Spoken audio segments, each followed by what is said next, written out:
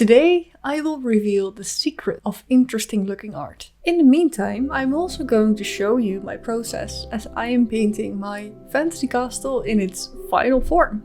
But please allow me to explain a few things first. In my previous video, you could see all the research, sketch and think work that went into the making of this. About halfway through the process, I realized that I was completely lost when it came to which colors to choose for the painting. After experimenting with color, both traditionally and digitally, I concluded that another round of research was needed. In order to make my painting look interesting and not just loud, I needed to learn more about color theory. Well, I don't know how you find your information, but I am one of those who likes to collect books. So I gathered all the art books I had laying around and started on the quest.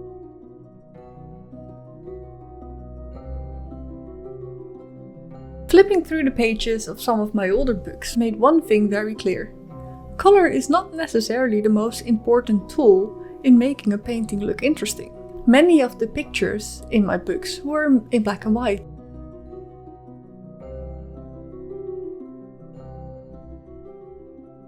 Hey guys, I wanted to show you this.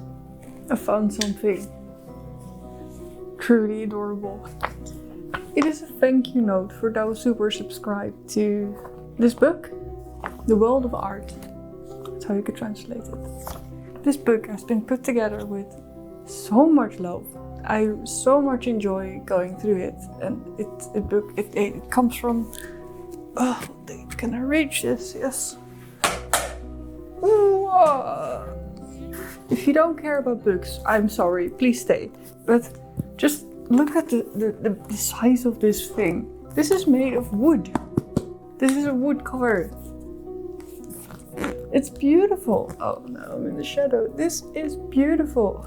Anyway, I love this book so much, guys. It was a great find at the secondhand store.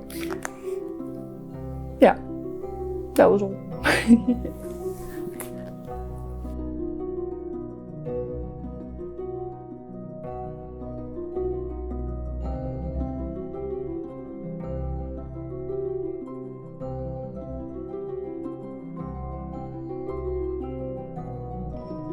Instead of whipping up an explanation about complementary colors and the color wheel, allow me to reveal the most valuable lesson I learned today.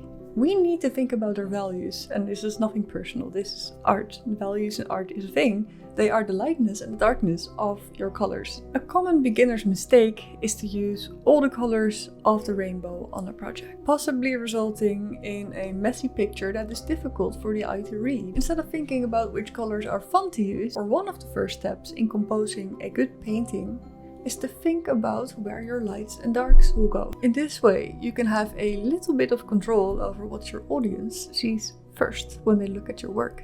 Traditionally, the subject of a painting tends to be more contrasty, while the surroundings can be a little bit more mellow. When it comes to colors, you can really keep it very simple. One of the most famous examples of this is the Night Watch from Rembrandt van Rijn. Go have a good look at a painting and I'm certain that you'll see what I mean. So now I feel a little silly. Two of my favorite artists are all about light and dark, and I really should have seen this sooner. Anyway, while pondering this new information, I carefully painted my castle while thinking about where my lights and darks should go. I could have made a way bigger impression with darker darks and more details, but I decided to go for a more calming picture this time instead. If only because I got a little overwhelmed with all of this new information about values. By the way, feel free to toss this color theory stuff right out the window if you want to paint more intuitively. The theory is here to guide you, not to bind you.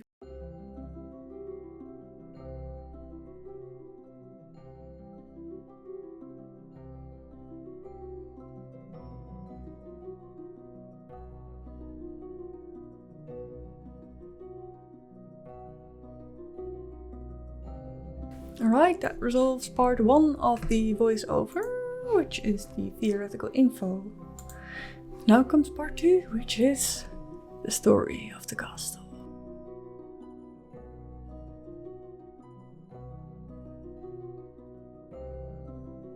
The Beastorium, castle that is held by a hand.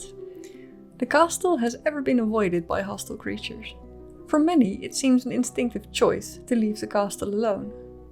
As for soldiers, it is as if all interest in attacking or claiming the castle disappears as they get closer. Because of this lack of hostility, a great scholar decided that this castle was the perfect place to build a library. He has named the castle the Beastorium, as you can find many written works on the nature of beasts within this castle that is held by a beastly hand.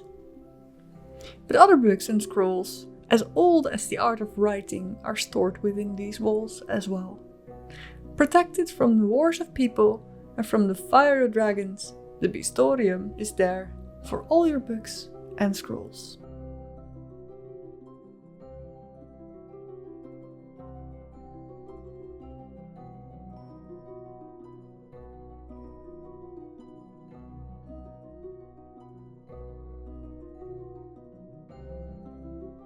Some believe that the beast that holds this castle in his hands is alive. There are reports of residents feeling its presence. It has been described as ever watching or sensing your every move. Not everyone believes this though, but it sure is good for tourism.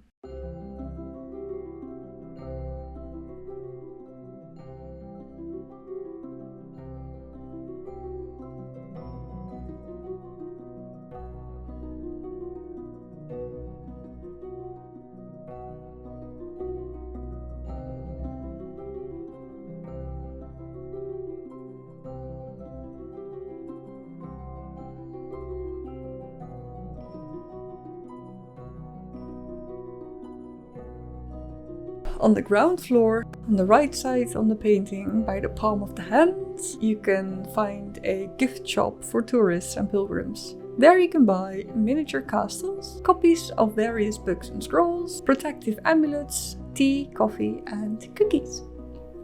A mechanical elevator can bring you up to all levels of the castle, tower excluded.